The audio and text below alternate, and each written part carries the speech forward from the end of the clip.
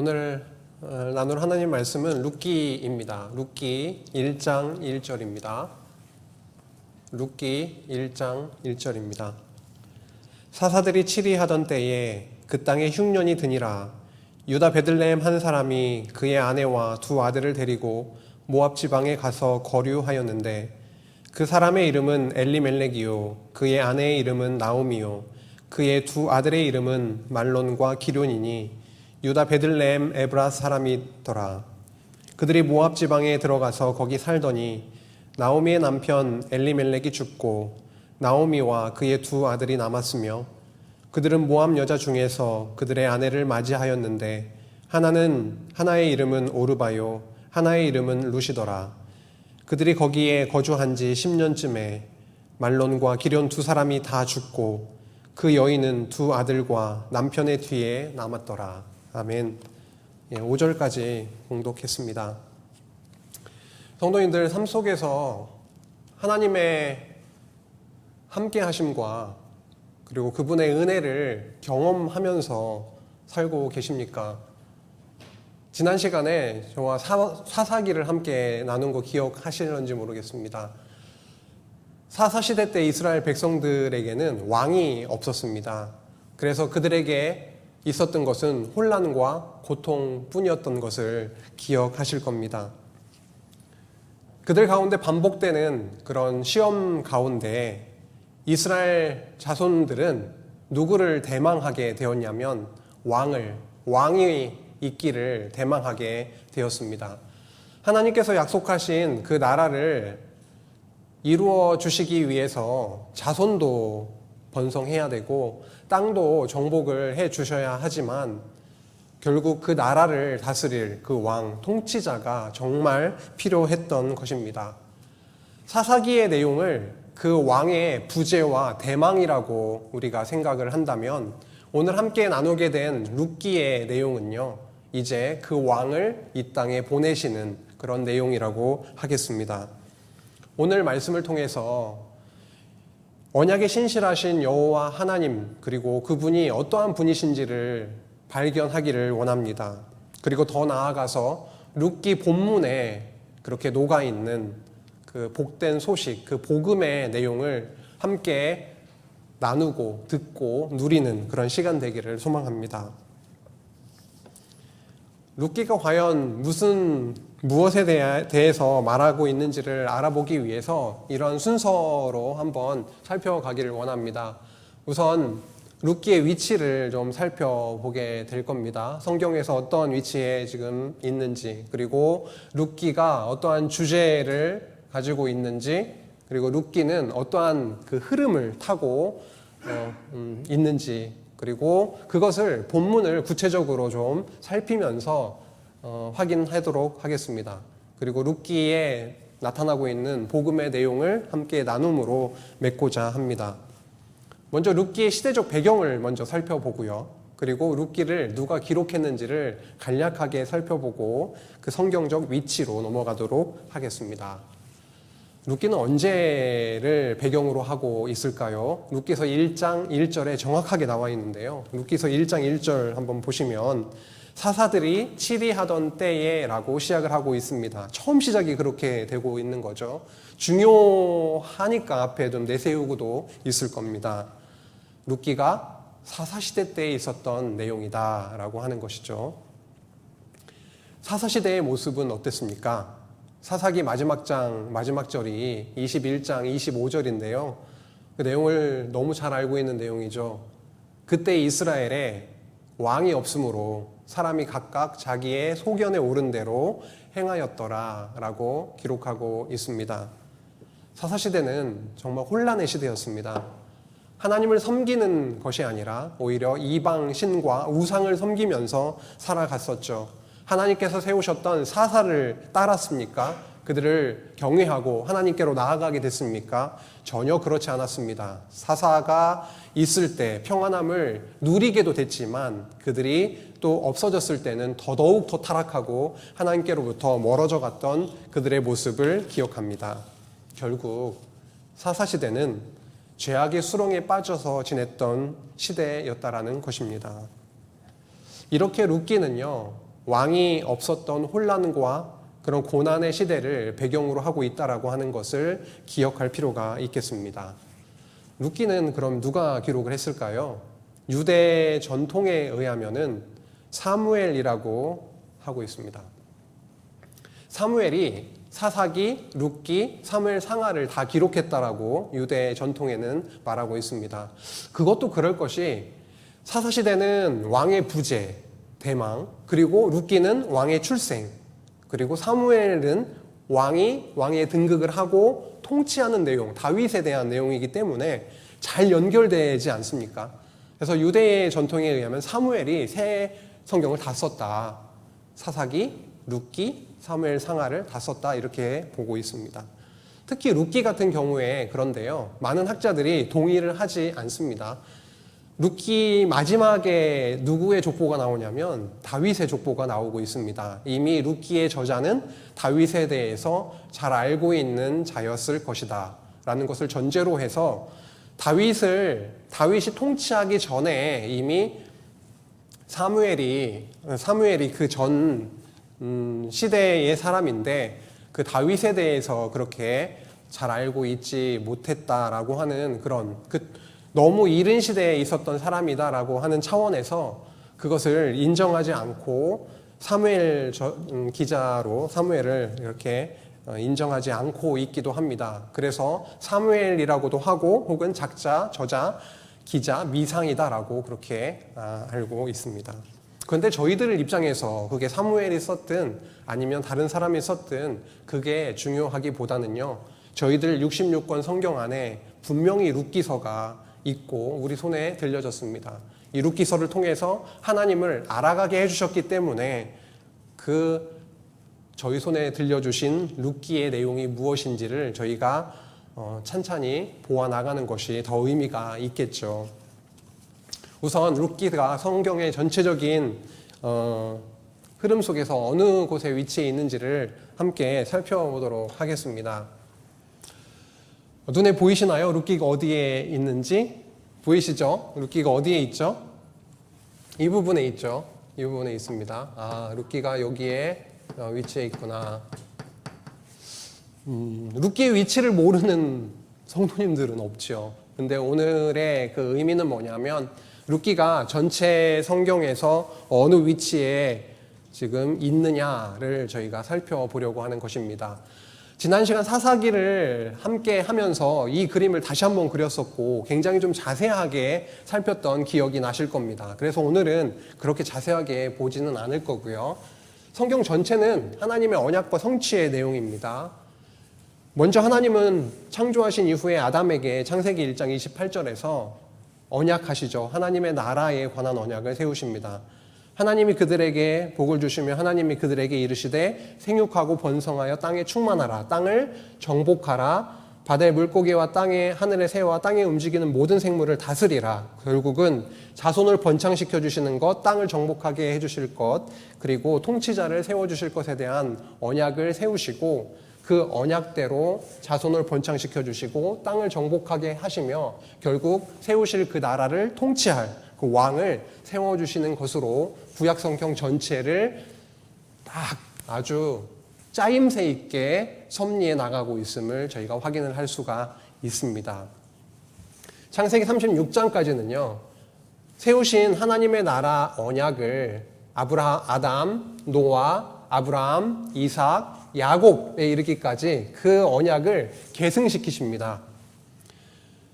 세우신 그 언약, 그래서 여기에 하나님의 언약 섭리로 창세기 36장까지 나오고요. 37장부터 민수기 30장까지가 자손을 번창시켜 주신 내용이었고요. 사사기, 지난 시간에 우리가 사사기를 살펴봤는데 언약 자손의 시험의 내용이었죠. 그래서 사사기까지가 땅을 정복해 주시는 내용이었다라고 정리를 한 바가 있습니다. 근데 사사기를 보면은 좀 애매한 부분이 있기도 하죠. 사사기가 땅 언약에 속한 거냐, 아니면 통치 언약의 섭리에 속한 거냐, 좀 그렇게 좀 갸우뚱할 수가 있는데요. 사사기 내용 가운데 분명히 땅 정복에 대한 내용도 나오면서 왕을 대망하게 하기 때문에 결국은 땅 언약 성취를 매듭 지으면서 통치케 하실 그 왕을 바라보게 하는 내용으로 마감을 하고 있다라고 정리를 한 것이고요. 그 이후에 오늘은 룻기에서부터 에스라, 느헤미야, 에스더서까지가 바로 통치 언약 성취 섭리입니다. 나라를 세우시고 왕을 세워서 결국 그 나라를 통치케 하시는 그런 내용인데 오늘 룻기서가 이 부분에 있는 것이죠. 룻기서는 룻기 혼자만 딱 떨어지는 게 아니고요. 그 흐름상에서 봤을 때 통치 언약 성취 섭리가 네 부분으로 되어 있는데 그 중에 앞부분 첫 번째 부분이 룻기서에서 사무엘 상하까지입니다. 이 부분이 어떠한 내용이냐면요. 첫 번째, 두 번째, 세 번째, 네 번째로 그렇게 표기해서 좀 정리를 해볼까요? 첫 번째 룻기에서 사무엘 상하까지 가요. 뭐죠? 다윗 왕국의 창건이죠. 다윗 왕국을 이제 세우셔 주시는 겁니다. 다윗 왕국의 창건의 내용입니다. 세워주시는 겁니다. 그래서 다윗을 왕으로 세워서 통치하게 하시는 내용이 나오는 거죠. 그 다음에 열왕기 상하의 내용은요. 다윗 왕조에서 이탈하는 북이스라엘이 있는데 이탈 왕조의 멸망에 대한 내용입니다. 앞으로 이 내용은 함께 이제 확인해 나가면 될 거고요. 그 다음에 역대 상하는요. 다윗 왕조의 계승입니다.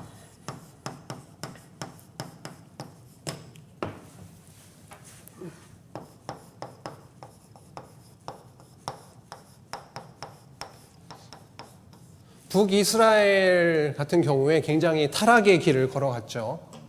여로보암의 길로 걸어갔습니다. 그럼 다윗 왕조는 굉장히 선한 길로 여호와 하나님을 경외하는 길로 이렇게 갔나요? 아니죠. 그 이상으로 남왕조도 그렇죠? 다윗 왕조도 타락의 길로 걸어가게 되었죠. 그런데 여호와 하나님께서는요. 세우신 언약을 기억하시고 신실하게 다윗 왕조 범죄 가운데 있었던 멸망당에 마땅한 그 다윗 왕조를 그 아들의 그 아들로 이어지게 하시는 겁니다. 그래서 그 왕조를 계승시켜 주시는 어디까지 가서도요. 70년 바벨론 포로에까지도 그 기간까지도 그렇게 보호해 주시는 내용을 확인할 수가 있습니다. 역대 상하에서요. 그리고 에스라, 느헤미야, 에스더서는 어디죠? 다윗 왕조의 회복입니다. 다윗 왕조의 회복. 그렇죠. 성전 제사도 회복시켜 주시고요. 그렇죠. 느헤미야 성곽도 회복시켜 주시고요. 에스더서 그 당신의 택하신 백성들도 보호해 주시는 그런 내용으로 회복시켜 주시는 내용으로 이렇게 흘러가고 있습니다. 다윗 왕국을 창건하시기 위해서 왕국을 창건한다. 그러면 필요한 게 그 나라를 다스릴 왕이 필요하죠. 그래서 오늘 룻기의 내용이 바로 다윗 왕국을 창건하실 건데 그 나라를 다스릴 그 다윗 왕을 출생하게 하시는 내용이 바로 룻기 말씀입니다. 먼저 다윗의 출생을 준비하게 하시고 어떤 과정을 거치게 하시는데요. 그 과정에서 순환과 보호와 그리고 기업을 요청하고 그 기업을 계승케 하시는 그런 내용이 흘러가고 있습니다. 이렇게 위치적으로 봤을 때요. 통치 언약의 처음 시작 부분에 있구나. 이 통치 언약을 이끌어 가고 있구나라고 하는 것을 저희가 알 수가 있고 지금 방금 살펴봤듯이 룻기서의 주제는요. 통치자로 세우실 그 다윗 왕을 출생케 하시는 그런 주제를 가지고 있습니다. 그렇다면 지금부터는 그 흐름을 좀 간략하게 좀 정리해 보도록 하겠습니다. 본문 내용은 어느 정도 아시고 계시기 때문에 한번 간략하게 제가 구두로 정리해 보겠습니다. 첫 번째, 유다 자손의 순환의 내용이 1장에 나오고 있습니다. 어떤 순환이 나오고 있나요? 방금 우리가 읽었듯이 흉년이라고 하는 그 일이 있고요. 흉년 때문에 한 가족이 이주를 하게 되죠. 어디로요? 모압 땅으로 이주를 하게 됩니다. 그런데 거기에서 죽음을 맞이하게 되고 다시 베들레헴으로 유다 땅으로 돌아오는 내용이 1장에 나타나 있습니다. 굉장한 순환의 일을 겪게 되는 것이죠. 2장으로 넘어가면 유다 자손의 보호의 내용이 있습니다. 한 가지만 딱 하나만 말씀드리자면 누구를 만나게 하냐면요. 보아스. 그 보아스와의 만남이 바로 2장에서 나오고 있습니다. 보아스를 통해서 유다 자손을 보호해 나가시는 내용이 2장에 나오고 있고요. 이제 출생 과정으로 넘어가서 3장, 유다 기업을 물러주기를 요청하죠.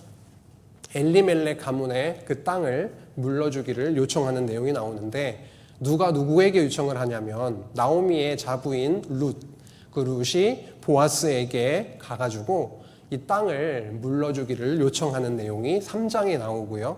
4장으로 넘어가서 유다 기업을 보아스가 결국 무르게 되고 그 기업을 계승하게 되는 내용이 나오게 됩니다. 여기에서 기업을 무른다라고 했을 때 돈을 지불을 하고 사는 것을 이야기를 하는데요.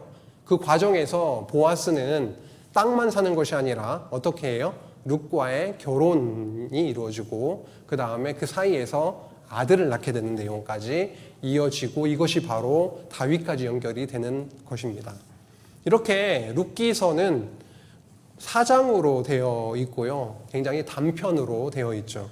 하지만 이것이 소설처럼 꾸며낸 내용이 아니라 실제로 있었던 역사적 사실을 짧은 단편으로 기록한 역사서라고 하는 것을 다시 한번 기억할 필요가 있겠습니다. 그럼 본문을 한번 살펴나가면서 좀 확인하면 좋겠습니다. 일단 유다 자손의 순환의 내용인데요. 1장으로 한번 가보시겠습니다. 1절부터 5절까지는 짧지만 굉장히 집약적으로 시간도 확 지나가거든요. 성경의 기록을 보면은 시간이 굉장히 느려지면서 세세하게 기록하는 부분이 있고요. 굉장히 축약하면서 빨리 지나가는, 많은 시간 동안에 있었던 일을 축약해서 기록하는 경우가 있는데, 룻기서 1장 1절에서 5절 같은 경우에는 10몇 년의 시간을 굉장히 짧게 축약적으로 배경적으로 기록을 하고 있습니다. 하지만 굉장히 중요한 것이죠. 1장 1절에서 5절까지는 사사들이 다스리던 그 사사 시대에 유다 베들레헴에 찾아든 그 흉년, 그냥 견딜 수 있는 흉년이 아니었던 것으로 보입니다. 원어적으로 보면 라아브라고 해가지고 굉장히 극심한 그 기아에 가까운 굉장히 심한 그런 흉년을 이야기를 하고 있고요. 그런 흉년 가운데 견디지 못해서 한 가족이 이주를 하게 되는 내용으로 그렇게 시작을 하고 있습니다. 그런데 그 흉년이 어디에 찾아왔다고요? 베들레헴에 찾아왔다라고 하는 것이죠. 베들레헴은 어디에 있나요? 유다 땅에 있습니다. 베들레헴은 히브리어로 베이트레헴입니다. 바이트 들어보셨죠? 바이트. 성전을 바이트라고도 한다고 목사님을 통해서 자주 저희가 확인을 했고요. 집, 이런 건물을 또 바이트라고 하거든요. 그러면 바이트 레헴, 레헴은 빵이거든요. 그럼 결국 빵집이거든요. 베들레헴의 이름의 뜻은 양식이 아주 철철 넘치는 집, 빵집입니다. 그런데 그 빵집에 빵이 없는 상황이 벌어지는 거죠. 그러면 거기에서 양식을 공급받으며 살고 있었던 백성이 이제 도저히 그곳에 있지 못하게 되고 이주하게 되는 결과로 이어졌습니다. 처음에는 거류하였는데 이렇게 표현을 하고 있네요. 그렇죠? 1절 끝에 보면 거류하였는데, 거류는 어떠한 성격인가요? 콱 눌러 앉는 게 아니고요. 일단 임시로 머무르는 것을 거류한다라고 하거든요. 그런데 이제 그 사람이요, 아내인 나오미와 두 아들 말론과 기럧과 말론을 데리고서 이제 모압 땅으로 가서 2절 끝부분에 보니까 거기 살더니 라고 이렇게 표현을 하고 있습니다. 처음에는 거류하다가 이제는 눌러 앉아서 정착을 해버리는 그런 일을 보게 되는 것이죠. 그런데 참 안타깝게도 엘리멜렉 남편이 죽게 되고요. 이제 두 아들만 남았는데 두 아들은 모압 여인들을 만나서 오르바와 롯이라고 하는 룻이라고 하는 그 여인들을 만나서 결혼을 하게 됩니다. 그런데 한 10여 년이 지났을 때 두 아들까지도 다 죽게 되는 참 비참한 슬픈 현실이 그들에게 이제 다가오게 된 것이죠. 그래서 결국 그 여인 나오미는 두 아들과 남편의 뒤에 남아서 아주 다 이제 풍족했던 그가 다 잃어버린 거죠. 욥을 연상케 하네요. 정말 풍족했던 욥이 다 가족도 재산도 다 잃었던 것처럼 이렇게 하나님은 사사시대의 한 가족의 이야기를 딱 끄집어내서 어떠한 상황으로 지금 흘러가고 있는지를 자세하게 집약적으로 이렇게 적고 있음을 볼 수가 있습니다. 그런데요, 사사시대에는 왕이 없어서 자기 소견에 오른 대로 행했다라고 했잖아요. 이들의 모습 속에서는 그런 게 발견되지 않습니까? 이들의 모습 속에서도 하나님께서 주신 그 언약의 땅을 버리는 일이 일어났죠. 버리고 모압 땅으로 갔습니다.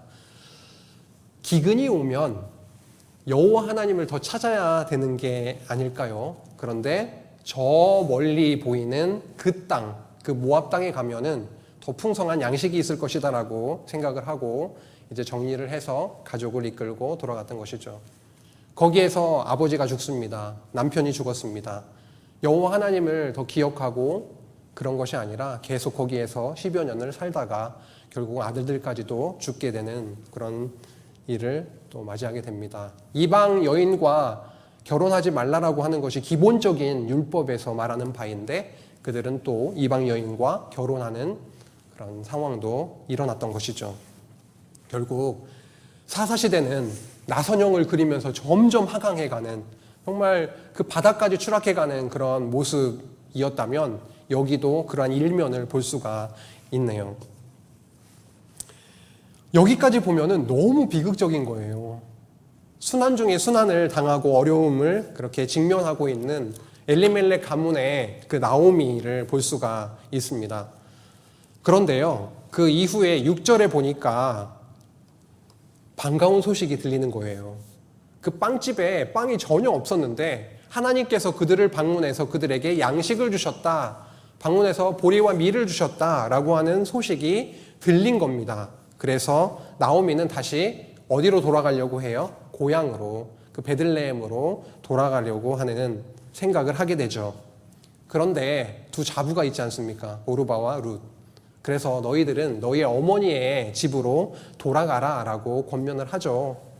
그런데 반응이 어땠나요? 처음에는 정말 아니 됩니다. 당신을 쫓아가겠습니다. 막 그랬죠. 근데 뭐 울고요. 같이 붙들고 울고 얼마나 슬펐겠습니까?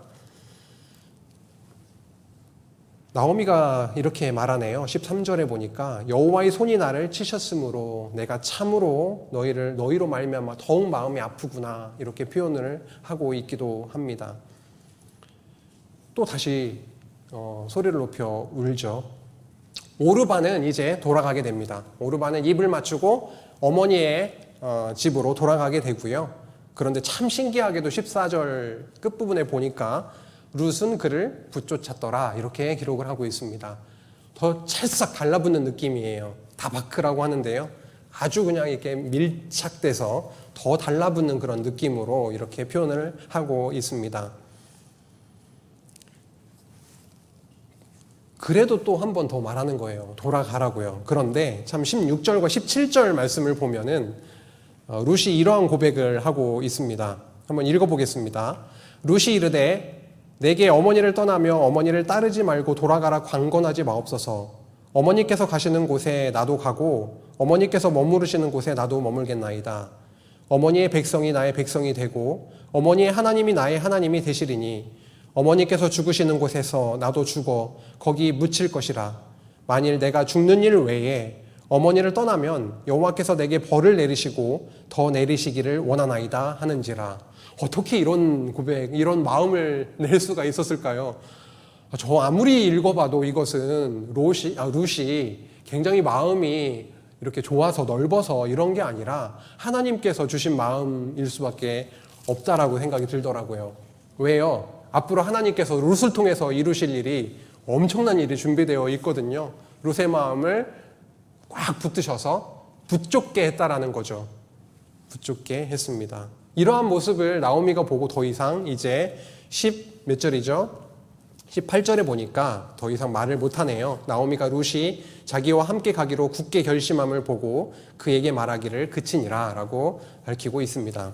더 이상 나랑 여기에 남아라 이런 말을 하지 않았던 것이죠. 이제 드디어 베들레헴으로 나오미와 룻이 돌아오게 됩니다. 베들레헴에 도착을 했는데요. 사람들이 딱 볼 거 아닙니까? 나오미를. 10여 년이 지나다 보니까 물론 좀 변화가 있을 수는 있겠지만 사람들이 나오미인 것을 알아보고 말을 하네요. 뭐라고 합니까? 19절 끝부분에 보니까 이가 나오미냐? 이렇게 묻고 있습니다. 근데 개역 개정에 보면 이가 나오미냐? 이렇게 아주 그냥 그 평심한 마음으로 물어보는 듯 하잖아요. 네가 나오미냐? 이렇게 물어보는 듯한데 새 번역에 보면은 이게 정말 나오미인가? 이렇게 굉장히 좀 탄식에 가까운. 왜요? 지금 나오미의 원래 모습은 이러지 않았거든요. 굉장히 풍족했고 그 남편과 아들들이 있었는데 지금 모습을 보니까 너무 초라하고 완전히 예전과는 다른 빈털터리가 돼서 돌아오는 나오미의 모습을 보고 네가 이게 정말 나오미인가? 라고 그렇게 말을 하죠. 나오미가 이러한 얘기를 듣고 나를 나오미라고 부르지 말고 마라라고 불러달라라고 하고 있습니다. 나오미는 기쁨, 즐거움이라는 뜻을 갖고 있잖아요. 마라라고는 마라의 쓴물 기억하시죠? 그렇죠? 아주 쓰고 괴로움이라고 하는 뜻을 가지고 있습니다. 나를 즐거움과 기쁨이라고 부르지 말고 이제는 쓰고 괴로움이라고 하는 이름으로 마라라고 나를 불러달라. 전능자가 심히 나를 괴롭게 하셨다. 나를 쳤다라고 그렇게 말을 하고 있네요. 21절에 자신의 모습을 이렇게 표현합니다. 내가 풍족하게 나갔더니 여호와께서 내게 비어 돌아오게 하셨느니라. 여호와께서 나를 징벌하셨고 전능자가 나를 괴롭게 하셨거늘 너희가 어찌 나를 나오미라 부르느냐 하시니라. 1장 내용 전체를 이렇게 쭉 보면은 얼마나 그들에게 그 엘리멜렉 가문에게 찾아온 그 고난, 그 순환의 모습을 저희가 정말 확인을 할 수가 있었는데요. 그런데 그들이 돌아왔을 때 어떤 시기였는지가 1장 22절 끝절에 나타나 있네요. 언제 그들이 돌아오게 된 거죠? 양식을 하나님께서 주셨다라고 하는 소식을 듣고 돌아왔는데 딱 돌아오는 그 시점이 언제였냐면 나오미가 모압 지방에서 그의 며느리 모압 여인 룻과 함께 돌아왔는데 그들이 보리추수 시작할 때에 베들레헴에 이르렀더라. 참 시기도 잘 맞추시는 하나님이세요. 딱 돌아왔더니 이제 보리추수가 시작이 된 그 시점이었다라고 하는 것이죠. 이렇게 1장에 유다 자손 중에서 엘리멜렉 가문이 겪게 된 그런 고난을 다루고 있고요. 이제 다시금 고향에 돌아왔다라고 하는 것이죠. 그들의 현실은 비참하고 완전히 빈털터리가 되어버렸습니다. 풍족하게 나갔는데요. 풍족하게 나갔다고 하니까 재산을 다 정리해가지고 돈을 많이 싼질머지고 갔다 이런 느낌보다는 남편과 함께 두 아들과 함께 정말 더 많은 풍족한 삶을 위해 풍족하게 나갔다가 남편도 잃고 두 아들도 잃고 이렇게 빈털터리가 돼서 텅 비어서 오게 됐다라고 하는 것이죠. 2장으로 넘어가면은요. 2장 1절이 뭔가를 힌트를 딱 주면서 복선을 까는 느낌이 납니다. 2장 1절에 보면은 유다 자손의 보호의 내용으로 이어지는데요. 보호를 누구를 통해서 하시냐면은 보아스를 통해서 하신다는 거죠. 그래서 보아스를 소개하고 있습니다. 나오미의 남편 엘리멜렉의 친족으로 유력한 자가 있으니 그의 이름은 보아스더라. 유력한 자가 있었다, 유력하다, 힘이 있다라고 하는 건데 그 당시로 말하면 재산이 있고 물질, 재력이 있고 많은 사람들에게 추앙을 받고 존경을 받는 그러한 사람이었다라고 했고요. 엘리멜렉의 친족이었다라고 하는 것을 강조하고 있습니다. 그리고 나서 2절에 뭔가 좀 동떨어진 내용이 나오는 듯해요. 먼저 1절에는 보아스에 대해서 소개를 하고 이제는 딱 그 룻에게로 초점이 맞춰지는데요. 이제 나가서 이삭 줍기를 하겠다라고 합니다. 누구에게 은혜를 입는다라면 이삭을 줍겠습니다. 제가 나가서 이제 저희도 먹어야 되니까요. 내가 어머니를 위해서 혹은 나를 위해서 가서 이삭을 줍겠습니다. 라고 하는 것이죠. 요즘 레위기 말씀을 저희가 살펴나가고 있는데요. 주일 오전에. 그 말씀들을 보면은 고아나 과부나 이방인들을 위해서 추수를 할 때 완전히 깔끔하게 다 하지 않고 일부러 남겨놓는 그 말씀 기억나시죠? 여기에서 그대로 적용이 되고 있습니다. 가서 이삭을 죽겠습니다 라고 하는 것이죠. 그런데 룻이 나갔습니다. 3절에 보니까요. 룻이 가서 베는 자를 따라서 밭에서 이삭을 줍는데 우연히 엘리멜렉의 친족 보아스에게 속한 밭에 이르렀더라. 마침 보아스가 베들레헴에서부터 와서 베는 자들에게 이르되 라고 하고 있습니다. 어느 단어가 눈에 확 이렇게 보이시나요? 그렇죠? 3절에 우연히 그리고 4절에 마침이라는 단어가 보이네요. 글자 자체로 놓고 보면 그냥 우연히 그냥 큰 뭐 이렇게 의미 없이 모든 만사가 그냥 우연히 이렇게 일어난다라고 할 때 그 우연히라는 의미일 텐데요. 여기에서 보면은 전혀 그렇지 않은 거죠. 우연한 것처럼 보이지만 필연인 거고 여호와 하나님께서 보이시지 않는 여호와의 손이 그들을 붙드시고 그 때에 맞춰서 그를 이끄시고 룻을 이끄시고 엘리멜렉 가문에 속한 그 밭으로 인도해 주신 거죠. 인도를 했는데 때마침 그때 또 보아스가 오는 겁니다. 보아스가 오지 않았더라면요. 만남이 성사되지 않았을 텐데 하나님께서 주권적으로 그렇게 장소와 때를 정확하게 섭리하셔서 그들로 만나게 하신 겁니다. 그들을 만나게 하셨습니다. 보아스는 룻에게 많은 호의를 베풉니다. 급이 솔직히 보아스와 룻은 이렇게 비교할 수 없는 사람들이잖아요. 그 당시에 유력한 자였는데 저 멀리 이방 땅에서 온 과부인 룻이었기 때문에 그냥 눈에 넣지 않고 그냥 스쳐 지나갈 수도 있는 사람이었지만 하나님이 그렇게 하시지 않았습니다. 저 소녀가 누구냐라고 묻죠. 그래서 그 소녀에 대해서 또 정보를 얻기도 하고요. 그를 불러서 이렇게 얘기하기 시작을 합니다. 8절 이하에 나오는데요. 내 딸아 들으라 라고 하네요. 그리고 이삭을 주우러 다른 밭으로 가지 말라라고 해요. 여기서 떠나지 말고 나의 소녀들과 함께 있으라라고 합니다. 9절이요. 그들이 베는 밭을 보고 그들을 따르라라고 하네요. 내가 그 소년에게 명령하여 너를 건드리지 말라 하였느니라. 소년들에 의해서 뭔가 괴롭힘을 당할 수도 있고 어려운 가운데일 수도 있었는데 소년들에게도 그를 전혀 손대지 말라라고 하는 보호를 해주기도 했습니다. 그리고 그들이 어디에 가는지 쫓아다니면서 그렇게 이삭을 줍도록 해주었고요. 그리고 목마르면 얼마든지 소년들이 길어온 그 물을 마실 수 있도록 배려도 해주는 모습을 볼 수가 있습니다. 룻이 얼마나 감동을 했을까요? 기대도 안 했던 그 호의를 베풀어 주는 그 보아스를 보고요. 10절에 보니까 나는 이방 여인이거늘 당신이 어찌하여 내게 은혜를 베푸시며 나를 돌보시나이까 라고 합니다. 그런데 11절과 12절에 보아스가 대답하는 내용이 있습니다. 특히 12절을 보면은요, 여호와께서 내가 행한 일에 보답하시기를 원하며 이스라엘의 하나님 여호와께서 그의 날개 아래에 보호를 받으러 온 내게 온전한 상 주시기를 원하노라 하시니라 라고 합니다. 여호와의 날개 그늘 아래 보호를 받기 위해 이 땅에 온 너에게 그 복이 있기를 그렇게 바라는 그런 모습을 볼 수가 있고요. 14절 이후에는 식사할 때 함께 빵을 먹는데 빵을 초에 찍어서 먹으라 라고 하는 내용도 나오고 있고 볶은 곡식도 풍성하게 제공을 해서 함께 먹게 되는 내용이 나오고 있습니다.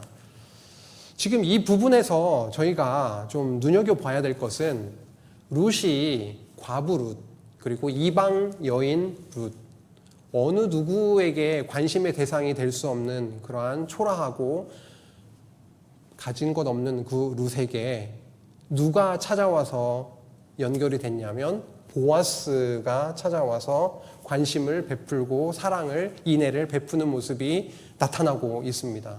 완전히 지금 다른 삶으로 바뀌고 있음을 볼 수가 있네요. 배고픔에서 배부름으로, 그렇죠.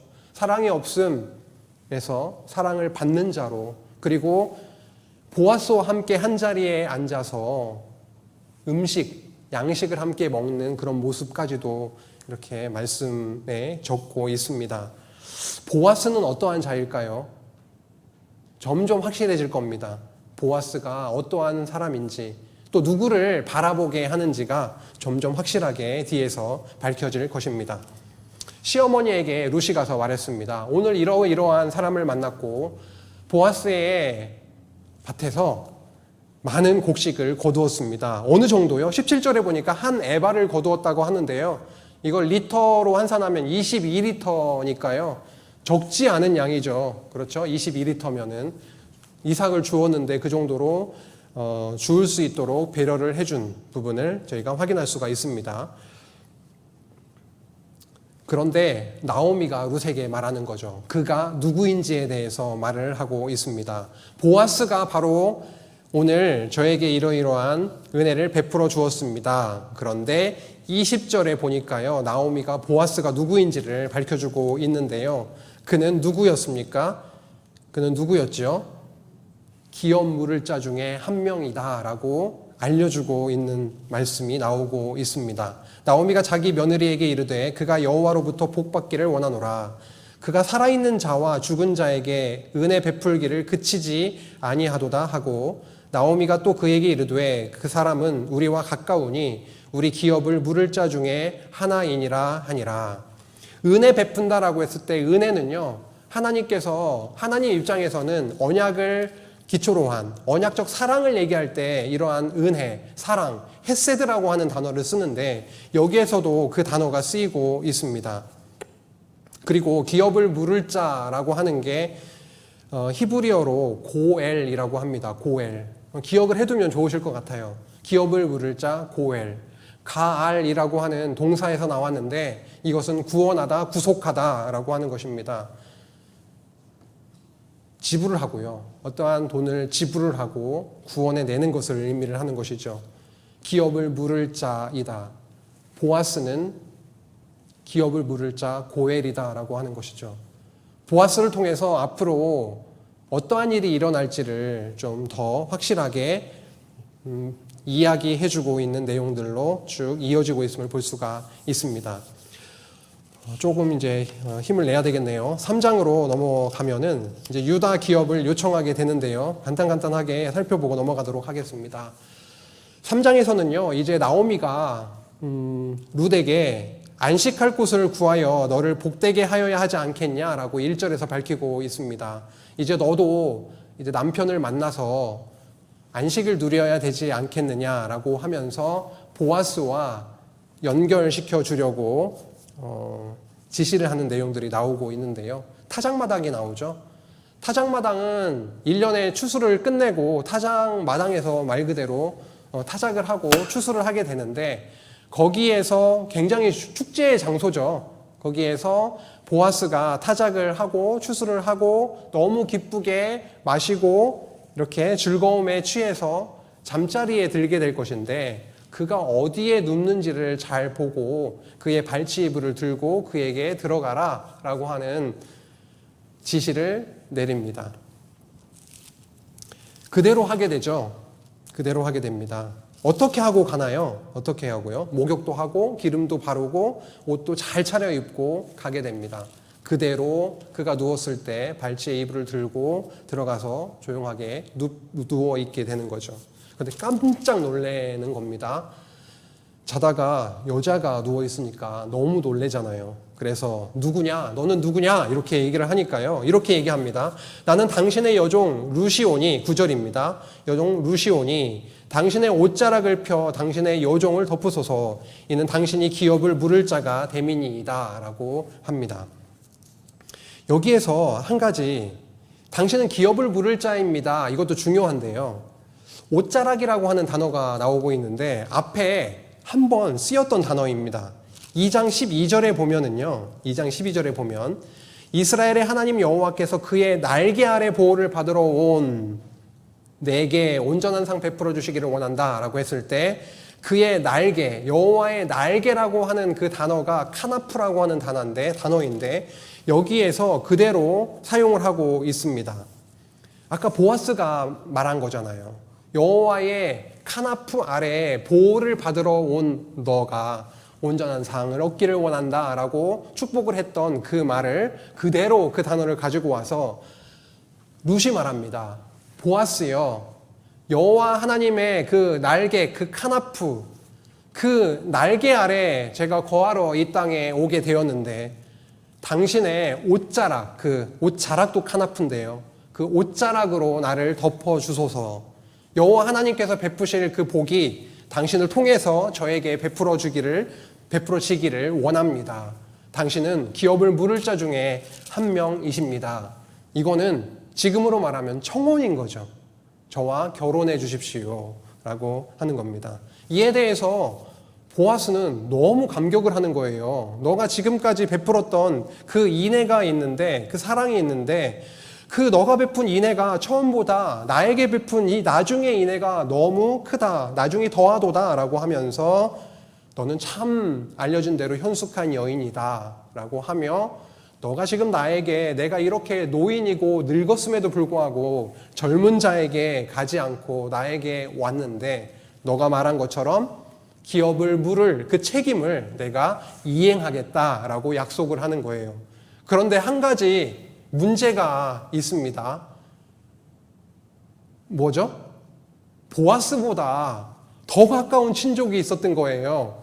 그래서 그 친족이 기업을 물은다면 그것도 좋고 만약에 그가 물으지 않는다 하더라도 내가 기업 물을 자의 책임을 내가 이행을 하겠다라고 확약을 했습니다.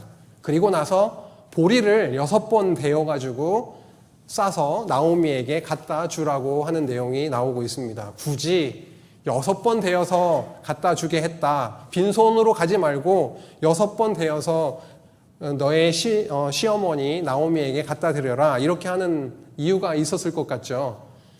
7이라고 하는 숫자는 완전수로 잘 알고 있습니다. 그래서 완벽한 그리고 안식 이러한 의미가 있지만 6이라고 하는 숫자는 부족함이라고 하는 거죠. 완전함에 미치지 못하는 수라고 하는 그런 의미가 깔려 있기도 합니다. 그런데요, 그것만 있는 것이 아니라 조금 역으로 생각하면은 6은요, 완전에 가깝게 가고 있는 숫자인 거죠. 그래서 안식으로 가는 마지막 단계인 겁니다. 기대를 가지고 소망을 가지고 내가 그 완전함을 이루기 위해서 달려갈 것입니다 라고 하는 그런 사인을 나오미에게 보낸 거죠. 그 시어머니에게 제가 기업 물을 자의 책임을 다 이행하겠습니다 라고 하는 그런 사인으로 6번 되어서 보내었습니다. 18절에 보니까 나오미가 그것을 딱 알아차리네요. 18절에 뭐라고 나와 있죠? 그 끝부분에 그 사람이 오늘 이 일을 성취하기 전에는 쉬지 아니하리라 딱 알아본 겁니다.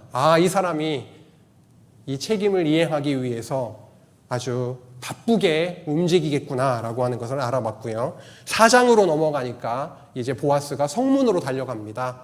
그리고 장로 10명을 모읍니다. 그리고 여기 앉으십시오. 그리고 자기보다 더 가까운 친족 그를 불러서 함께 이야기를 하기 시작을 하는 겁니다. 엘리멜렉 가문의 그 기업을 물을 자가 나보다 너가 더 가까운 친족이기에 너가 물을 것이냐라고 물으니까 그 사람이 처음에는 너무 좋다고 내가 물으겠다라고 하죠. 그런데 보아스가 그 세부적인 조건을 제시를 합니다. 단순히 그 땅을 너가 물으는 것이 아니라 내가 나오미의 손에서 그 밭을 사는 날에는 죽은 자의 아내 모압 여인 룻에게서 사야 되고 그 죽은 자의 기업을 그의 이름으로 세워야 할 것이다 라고 하니까 나는 못하겠다고 합니다. 나에게 손해가 갈 것 같으니까 못하겠다고 그렇게 함으로 결국은 보아스가 그 땅을 그 기업을 무르게 됩니다. 그리고 많은 사람들이 증인으로 이렇게 세워졌고요. 그들이 축복하는 내용이 뒤어지고 있습니다. 어떠한 내용인가요? 너에게 지금 들어오게 되는 그 여인을 통해서 이스라엘의 집이 라헬과 레아를 통해서 세워졌던 것처럼 야곱의 12아들들이 세워져서 결국 이스라엘이 큰 나라가 이루어진 것처럼 너에게 들어온 룻을 통해서 너의 가문이 번창하기를 원한다. 그리고 다말이 유다에게서 낳아준 베레스의 집과 같이 그렇게 되기를 원한다라고 하면서 축복하는 내용이 나오고 13절에는 여호와께서 어떻게 해요? 그 룻에게 임신하게 하심으로 결국은 아들을 낳게 되는 내용까지 이어지고 있습니다. 그런데 그 아들은 누구였습니까? 그 아들은 17절에 보니까요. 이세, 다윗의 아버지 이세의 아버지가 바로 오벳이었던 것이죠. 결국 베레스의 계보가 뒤에 나오고 있네요. 18절 이후에요. 베레스, 헤스론, 람, 암미나답, 나손, 살문, 보아스, 그 다음 오벳, 이세, 다윗에게 이어지는 그 다윗 왕의 계보가 4장 끝부분에 나오고 있습니다. 바쁘게 달려왔네요. 룻기서 1장부터 4장을 쭉 이렇게 살피게 되었습니다. 하나님께서 약속하신 그 나라를 세우실 겁니다. 그 나라를 창건하실 거죠. 그런데 그 나라를 다스릴 왕이 세워져야 되는데 그 왕을 출생케 하는 내용이 이렇게 오늘 1장부터 4장까지 확인하게 되었습니다. 왕이 태어나는 그런 과정이 왜 그렇게 험난한가요? 그냥 쉽게 태어나게 하면 될 텐데 엘리멜렉 가문을 들어서 아주 순환의 과정을 거쳐서 다 잃어버리게 만드시고 낮추시고 소망이 없는 가운데 처하게 하셨다가 그들에게 채우시고 보호하시고 다윗 왕의 출생까지 이어지게 하시는 그런 내용을 오늘 함께 살펴보게 되었습니다. 뼈아픈 슬픔을 그렇게 주셨던 여호와 하나님은요, 어디 가셨지? 그 하나님이 그들과 함께 하심이 맞는가? 라고 하는 그런 질문을 독자들로 하여금 가지게도 할 겁니다. 그런데 이게 여호와 하나님께서 하시는 역사 섭리의 방식이었다라고 하는 것이죠.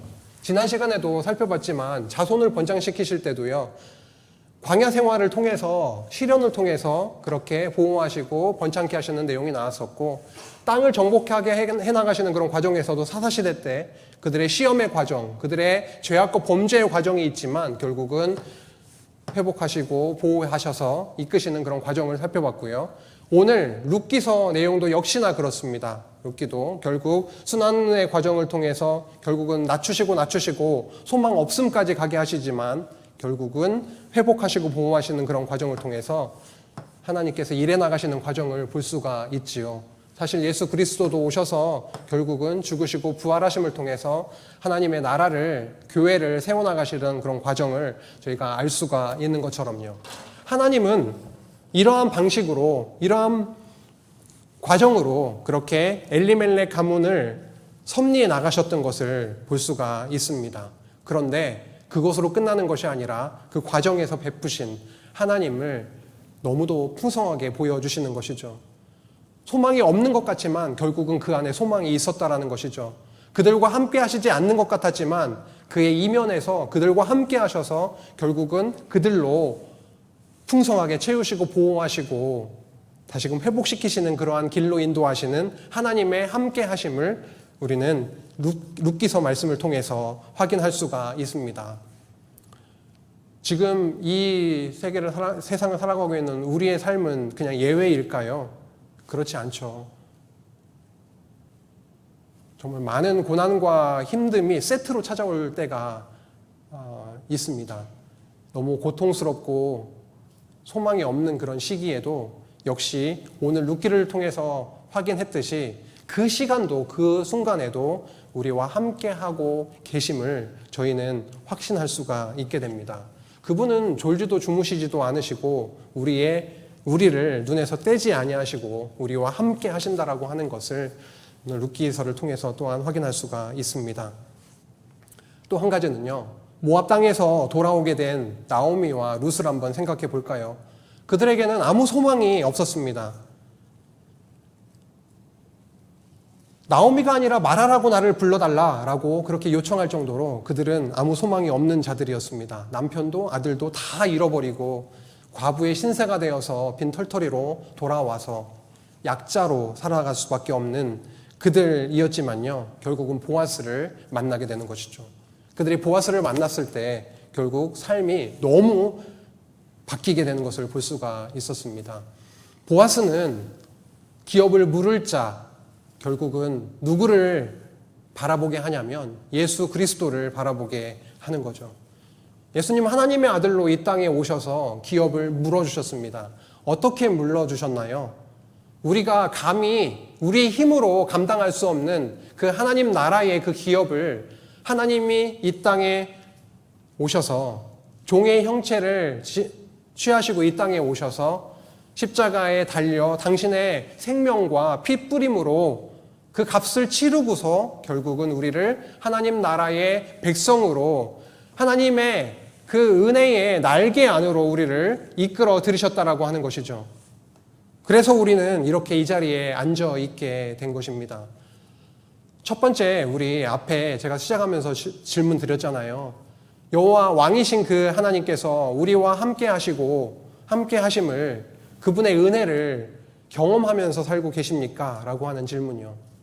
오늘 룻기서를 통해서 확인할 수 있는 것처럼 우리의 영혼이 너무 무디어지고 이 세상의 정보에 너무 휘둘리고 있어서 그렇지, 성령 하나님께서 우리의 마음을 붙들어 주시고 우리의 영혼을 더 맑게 해주시고 룻기에서 발견하는 것처럼 그가 살아계셔서 우리와 함께 하셔서 그 나라를, 결국은 우리를 그 나라로 이끄신 그분을 발견하게만 된다면 우리는 하루하루 순간순간의 삶이 불안과 초조와 그런 불평불만이 아니라 함께 하시고 우리에게 진정한 은혜, 헤세드를 베풀어 주시는 그 하나님을 풍성하게 만나고 경험하며 그렇게 살아가게 될 것입니다. 룻기는 굉장히 짧은 역사적 단편이죠. 그런데 그 안에는 하나님이 약속을 어떻게 이루시는지 그분의 살아계심을 우리를 확인하게 해주시고요.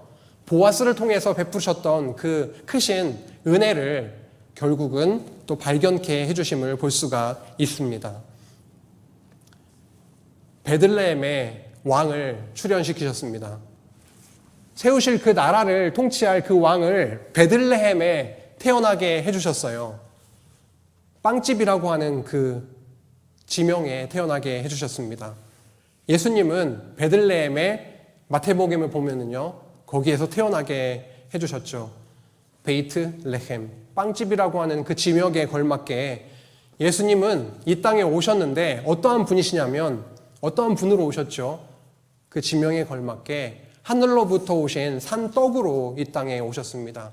우리의 영혼을 살찌워 주실 수 있는 그 생명의 떡으로, 생명의 양식으로 결국은 우리에게 찾아오신 그 예수님을 저희가 기억할 수가 있을 것입니다. 보아스가 옷자락을 덮어서 룻을 그렇게 함께 하게 되었듯이 정말 하나님께서 우리를 예수 그리스도의 옷자락으로 덮으시고 그와 연합되게 하셔서 누리게 하실 그 은혜를 저희가 그냥 스쳐 지나가는 것이 아니라 오늘 룻기에서 발견한 그 하나님의 은혜를 예수 그리스도와 함께 연합되어 더불어 누리는 귀한 은혜의 말씀으로 우리 가운데 심어주시기를 간절히 소망합니다. 기도하심으로 마치겠습니다. 하나님 아버지, 오늘 룻기 말씀을 함께 나누었습니다. 세세한 많은 내용들이 있지만 그런 내용들을 다 잊을지라도 정말 우리와 함께 하시고 우리를 잊지 아니하시고 세우실 그 나라의 백성으로 삼아주시는 그 은혜를 정말 저희들 마음 가운데 새겨지게 하셔서 하나님이 눈에 보이지 않아서 고통 가운데 있을 때라도 정말 살아계신 하나님, 나와 우리와 함께 하시는 그 하나님이 약속하신 그 나라를 이루시고 우리로 그 안에서 안식을 누리게 하실 그 하나님을 정말 잊지 아니하고 참 소망과 힘을 얻는 당신의 백성이 되도록 우리 성령 하나님께서 함께 하시고 인도하여 주시기를 간절히 바라오며 예수님의 이름으로 기도했습니다. 아멘.